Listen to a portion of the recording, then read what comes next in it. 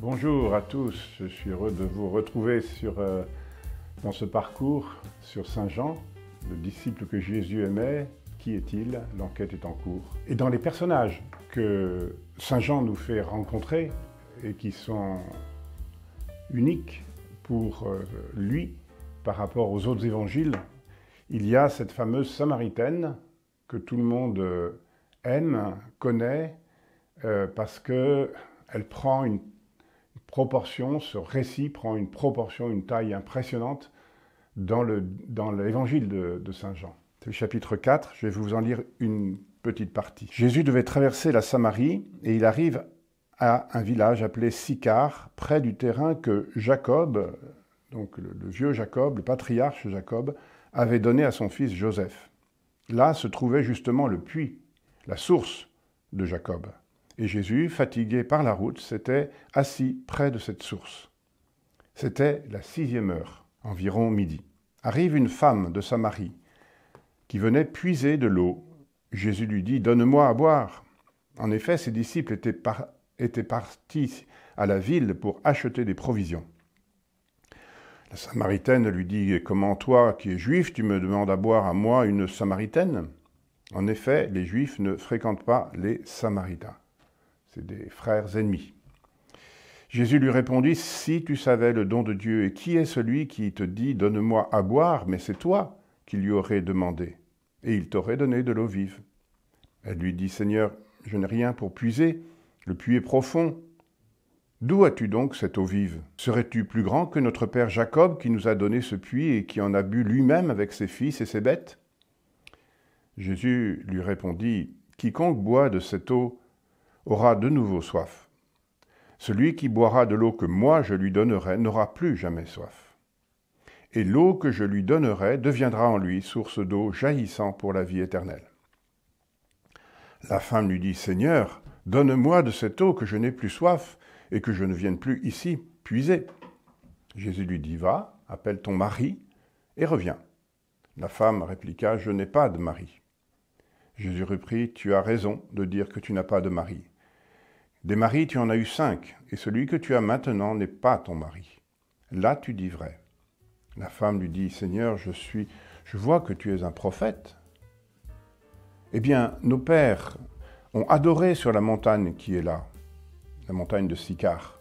Et vous, les Juifs, vous dites qu'il faut adorer à Jérusalem. » Jésus lui dit, « Femme, crois-moi, l'heure vient où vous n'irez plus ni sur cette montagne, ni à Jérusalem pour adorer le Père. Vous, vous adorez ce que vous ne connaissez pas. Nous, nous adorons ce que nous connaissons, car le salut vient des Juifs. Mais l'heure vient, et c'est maintenant, où les vrais adorateurs adoreront le Père en esprit et vérité. Tels sont les adorateurs que recherche le Père. Dieu est esprit, et ceux qui l'adorent, c'est en esprit et vérité qu'ils doivent l'adorer. » La femme lui dit, « Je sais qu'il vient le Messie, celui qu'on appelle le Christ, et quand il viendra, c'est lui qui nous fera connaître toutes choses. » Et Jésus lui dit, « C'est moi, je suis, c'est moi qui te parle. » Voilà, impressionnant dialogue qu'on connaît un petit peu déjà.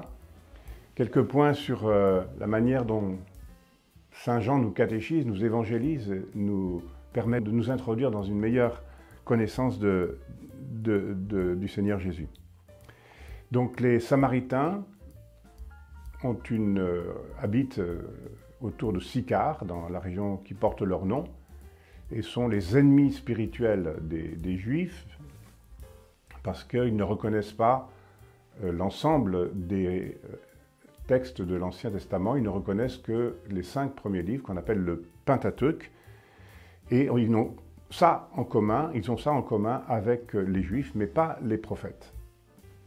Et donc, un Juif et un Samaritain ou une Samaritaine qui parlent ensemble, ça fait un peu collaboration ou, en tout cas, quelqu'un qui n'est pas... Un dialogue qui, s'il n'est pas accueillant l'un de l'autre, risque de tourner à la provocation et à l'hérésie l'un de l'autre. Donc cette rencontre est l'une des plus longues, comme je vous le disais, dans l'évangile de Saint Jean, et c'est aussi l'une des plus osées, puisque c'est une femme seule qui rencontre Jésus seul, un homme. C'est une Samaritaine et un Juif qui s'accusent d'hérésie l'un l'autre, qui se rencontrent. C'est une femme qui a eu plusieurs ruptures dans sa vie affective, 5 maris. Est-ce que c'est parce qu'ils sont morts? Est-ce que c'est parce qu'elle s'en est séparée? Mais toujours est-il qu'elle est devenue un peu extérieure aussi à la communauté de Sychar, puisqu'elle vient chercher l'eau au moment où les femmes ne viennent pas chercher l'eau, et elle est probablement aussi exclue de la communauté religieuse. Donc les femmes du village ne vont pas chercher l'eau à midi, parce qu'elles n'y vont évidemment que lorsque le soleil est bas, et donc cette femme se sait, et de fait exclue, elle est méprisée. Méprisée par la communauté des femmes de Sychar, de Samaritaine. Elle est aussi méprisée par sa famille, peut-être, en tout cas par les Juifs, et peut-être par ses anciens maris. En tout cas, elle est habitée par un sentiment de culpabilité, ou au moins, en tout cas, d'indignité, qui fait qu'elle est sûre que personne ne peut plus l'aimer. Elle a vécu trop d'échecs. Et donc, elle est en phase de désespérance, un peu, par rapport à elle-même. Et elle va au puits à midi, l'heure où il n'y a pas d'ombre, c'est l'heure de la vérité, l'heure où on ne peut pas se cacher. Mais ce n'est pas elle qui ne va pas se cacher, c'est Jésus qui va lui révéler sa vérité et la vérité. Donc midi, c'est l'heure du face-à-face, c'est l'heure du cœur à cœur, et Jésus est là, l'attend, et il a soif. Il est fatigué. Donne-moi à boire. Quand Jésus dit cette première parole, c'est lui qui prend l'initiative de cette rencontre. Donne-moi à boire, elle comprend le début de ce dialogue et celui qui va continuer comme une demande étonnante, puisqu'un homme juif n'a pas le droit de s'adresser à une femme samaritaine. Et c'est d'ailleurs ce qu'elle lui répond au verset 9. « Comment, toi, un juif, tu me demandes à boire à moi, une samaritaine ?» Peut-être peut-on imaginer à ce niveau-là que Saint Jean, l'évangéliste, connaissait l'histoire de ce puits où Jésus est assis, dans la margelle duquel Jésus est assis. Il y a un midrash, un commentaire juif du Premier Testament, qui dit que le vieux patriarche Jacob, Abraham, Isaac, Jacob, les 3 patriarches fondateurs, avaient un troupeau, et que Dieu aimait tellement Jacob, que chaque fois que Jacob se promenait avec son troupeau, il y avait un puits qui le suivait, pour qu'il trouve de l'eau partout. Et là où Jacob va mourir, eh bien, un puits, le puits, est resté, et on l'appelle le puits de Jacob, ou la source de Jacob. Et donc, le Midrash dit que ce puits, c'est comme la loi qui a été donnée pour irriguer la vie et la foi d'Israël. C'est la Torah. Et que cette Torah que Dieu a donnée à Israël et aux Samaritains, eh bien, c'est comme un symbole dans ce puits. Et Jésus vient s'asseoir à la margelle du puits, à la source de la Torah. Et il va faire un jeu de mots sur l'eau. Donne-moi de l'eau, l'eau vive, et sur le mot soif. Jésus va commencer donc par se faire demandeur, mendiant. Donne-moi à boire. C'est lui qui prend les devants, et dans tout ce dialogue, il ne va pas la juger, cette femme, il ne va pas non plus la prendre de haut, il ne va pas lui faire non plus la morale, il va laisser cette femme dire les choses qu'elle a besoin de dire et l'accepter dans la réalité de sa vie. C'est déjà beau d'entendre que Jésus accepte, et c'est difficile, d'accepter l'autre tel qu'il est. Ce qui compte pour Jésus, ce n'est pas tant cette femme que la relation qu'il a avec cette femme. Jésus est venu entrer en relation avec notre humanité, donc avec cette femme, donc avec chacun d'entre nous. Il est venu donner à cette femme, il est venu donner à l'humanité cette eau vive qui va jaillir de son cœur, de lui-même, qui est la vie éternelle, qui est la vie divine, la vie de Dieu, qu'il vient déposer en nous. La vie de Dieu à travers cette relation personnelle qu'il a avec cette Samaritaine. Et comment cette relation se noue-t-elle dans cette rencontre? Donc d'abord la source de Jacob, qui est la Torah du Seigneur, à laquelle on a accès par un puits qui est profond. Ce puits ne fait pas 2 mètres, il fait peut-être 30 ou 40 mètres. Il est profond. Et c'est difficile d'aller puiser dans ce puits.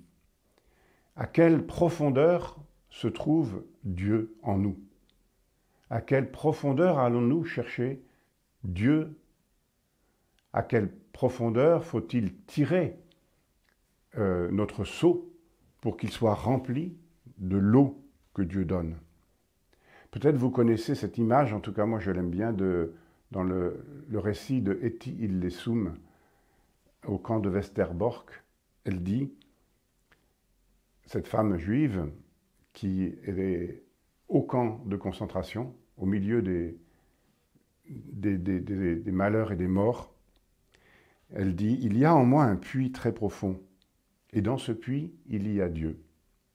Parfois, je parviens à l'atteindre, mais plus souvent, des pierres et des gravats obstruent ce puits, et Dieu est enseveli.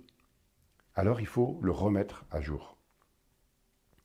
Eh bien, Jésus est celui qui vient révéler l'amour divin. Comme à Cana, il a dit qu'il était l'époux de l'humanité. Là, il vient révéler l'amour dont Dieu nous aime. Nous qui sommes si peu stables, nous qui sommes si peu fidèles dans nos manières d'aimer. Donc le puits, c'est la loi qui donne accès à Dieu. Et seule, cette femme ne le peut pas. Alors elle cherche à comprendre qui est celui qui lui parle. Et Jésus va pédagogiquement, doucement, la faire passer d'une relation à la loi à une relation de confiance, ce qu'on appelle la foi.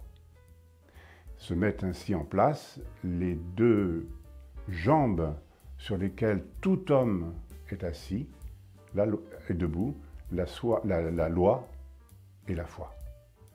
Pas de foi sans loi, pas de loi sans foi.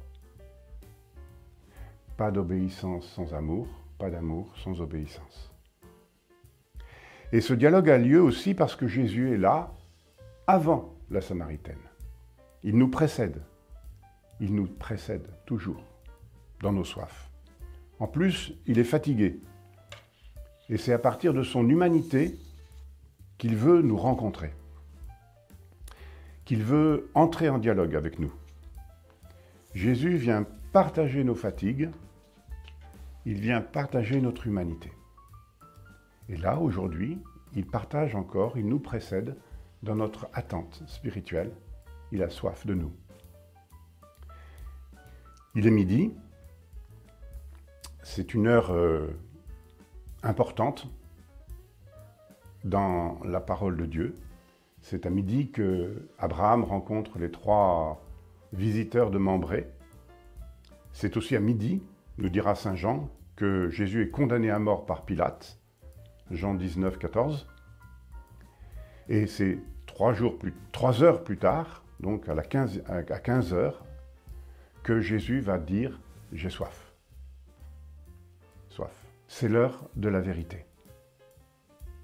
Et dans ce dialogue, la seule fois où la femme va essayer de cacher une partie de la vérité, je n'ai pas de mari, en disant simplement cela, Jésus va la remettre en face du soleil de la vérité. Quand Jésus nous trouve, c'est toujours pour nous amener à la vérité, humaine et spirituelle. Donc à travers tous ces détails, Saint Jean nous enseigne que pour rencontrer Jésus en vérité, il faut soi-même être en vérité. Il faut désirer la vérité. Ne pas se cacher, comme on le fait souvent, notamment dans des confessions, derrière des justifications. Vous savez, si j'ai fait ça, c'est parce que et parce que. La promesse de Jésus à cette femme ne peut se réaliser que dans un cœur qui reconnaît sa pauvreté, ses failles, ses fragilités, son péché. C'est-à-dire que si nous acceptons nous-mêmes, nous nous acceptons nous-mêmes dans nos fragilités, nos contradictions. Jésus va permettre à cette femme de revisiter son passé pour se libérer de l'emprise que ce passé a sur elle. La rencontre avec Jésus nous est donnée pour qu'il vienne toucher nos blessures. Va, appelle ton mari. Cette femme a une vie captive. Sa vie n'est plus une source. On ne peut plus venir puiser à sa source. Elle n'aime pas ses maris ou ses maris l'ont lâchée. Elle les épuise, elle les possède et elle s'en sépare. Elle a avec ses maris successifs, s'il s'agit d'infidélité, le même rapport qu'elle a avec sa religion. Elle épuise tout de suite. Elle a un rapport un peu adolescent à la vie. Elle cherche tout de suite l'immédiateté, la rentabilité. Et si elle voudrait tout de suite ne plus aller chercher d'eau, elle ne cherche plus à approfondir les choses. Tout de suite. Eh bien, nous aussi, il nous arrive souvent d'être dans ce tout de suite, dans notre rapport aux autres et à Dieu. Et c'est parce qu'il y a eu tout ce long discours où Jésus est entré sur son terrain à elle que va venir la question religieuse. Le dialogue religieux et spirituel, il aboutit parce qu'il a pris en compte le réel de cette personne. Et que c'est cette personne même qui va faire venir la question religieuse. Je sais qu'il vient le Messie, celui qu'on appelle le Christ. Quand il viendra, c'est lui qui nous fera connaître toutes choses. Et Jésus lui répond, « Je suis ».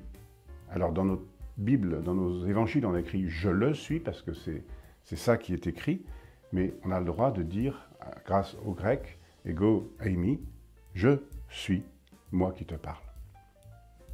En disant « moi, je suis », c'est le nom de Dieu, le nom imprononçable de Dieu, que Dieu a prononcé devant Moïse au buisson ardent, et qui s'écrit YHWH, le tétragramme sacré. Cette femme entend que Dieu est assis devant lui. Dieu est là, en chair et en os, en esprit et en vérité. Le dialogue religieux a pu ainsi commencer parce qu'elle s'est sentie respectée et pas jugée. Jésus regarde cette femme comme Dieu la regarde, à partir de son amabilité, de sa relation filiale à Dieu et de son désir d'aimer dans la vérité, indépendamment et en incluant ses fautes. Et oui, tu es aimé, mais personne ne te l'a jamais dit et encore moins montré. Et je suis, le Seigneur, va mendier de l'eau à cette femme. Il lui révèle qu'elle est appelée à devenir elle-même une source d'eau vive de Dieu pour les siens, à Sychar. Quand Jésus dit « Je suis », en même temps qu'il se révèle, il la révèle à elle-même. Dans l'évangile de Saint Jean, personne d'autre dans l'Évangile n'a cette révélation, que Jésus est le Messie. Et aussitôt après, les disciples qui étaient revenus lui disent, sont tout étonnés, « Que cherches-tu? Pourquoi parles-tu avec cette femme ?» Mais la femme, laissant là sa cruche, revint à la ville et dit aux gens, « Venez voir un homme qui m'a dit tout ce que j'ai fait, ne serait-il pas le Messie, le Christ ?» Aussitôt ils sortirent de la ville et ils se dirigeaient vers le lieu où se trouvait Jésus. Donc elle laisse sa cruche, signe qu'elle veut probablement venir la rechercher, mais surtout parce qu'en fait, elle a compris que c'était elle qu'il fallait que l'eau vive soit remplie.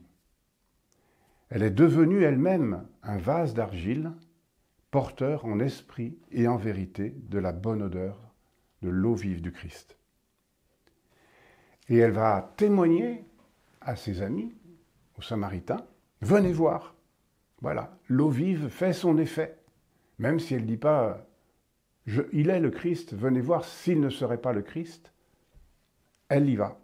Elle a reçu la vie du Messie et à son tour, elle le donne. Elle a conscience d'avoir reçu et elle a conscience de pouvoir donner. Elle n'est plus ce que les autres voyaient en elle, une femme infidèle. Elle a été libérée intérieurement. Donne-moi de cette eau. Je terminerai juste en disant que ça, c'est une pédagogie spirituelle qu'il nous faut accueillir et mettre en œuvre. Le pape François, dans Amoris Laetitia, l'a très bien développé, et c'est la pédagogie de la rencontre du pécheur. Jésus n'a pas demandé à cette femme d'arrêter tout de suite sa vie volage, si elle était volage. Il ne lui a demandé aucun préalable pour discuter avec elle, pour la rencontrer. Pourquoi? Parce que Jésus avait conscience que cette femme ne savait pas qu'elle avait en elle un don, le don de Dieu. Et qu'elle n'avait pas, parce qu'elle n'était plus habitée par cette conscience d'être porteuse de Dieu, d'être enfant de Dieu, elle ne portait pas en elle la capacité, la force de pouvoir se changer elle-même. Il lui fallait cette révélation. Et donc Jésus va lui révéler qui il est, et elle va à son tour se révéler, elle, sous un jour tout neuf. Son changement de vie va être la conséquence de sa rencontre avec le Christ. Elle ne va pas être la condition de sa rencontre du Christ. Son nouveau départ est possible parce qu'elle a rencontré le Christ. La posture de miséricorde de Jésus a obtenu ce que le reproche n'aurait probablement pas obtenu. Il nous faut trouver le Christ pour réformer notre vie éthique, relationnelle. C'est ce que Amoris Laetitia nous demande de faire, nous les prêtres, nous les accompagnateurs, les accompagnatrices. L'Église réapprend à créer ainsi, ou nous demande de créer à nouveau, les conditions d'une rencontre réelle et personnelle. Notamment avec ces personnes qui sont en situation dite irrégulière. C'est la rencontre avec Jésus-Christ qui permet le nouveau départ.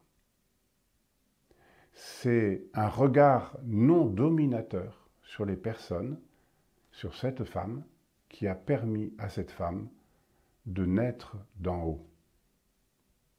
Pas simplement d'être conforme aux règles de la loi, mais de renaître d'en haut.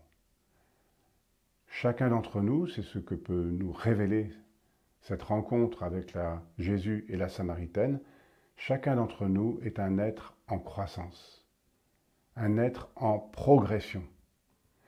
Et nous devons apprendre à intégrer la complexité de nos situations relationnelle, éthique, pour pouvoir grandir. C'est ce que le Saint-Père propose dans son exhortation, comprendre, consoler, intégrer. Toujours chercher le terrain d'un pas supplémentaire à faire en spiritualité, en éthique. Trouver les chemins d'un mieux dans cette situation. Apprendre à mettre en valeur tout ce qui peut croître pour pouvoir aussi nommer ce qui ne peut, ce qui doit décroître. Être patient et miséricordieux. Je rends grâce au Seigneur pour cette rencontre de la Sainte-Marie.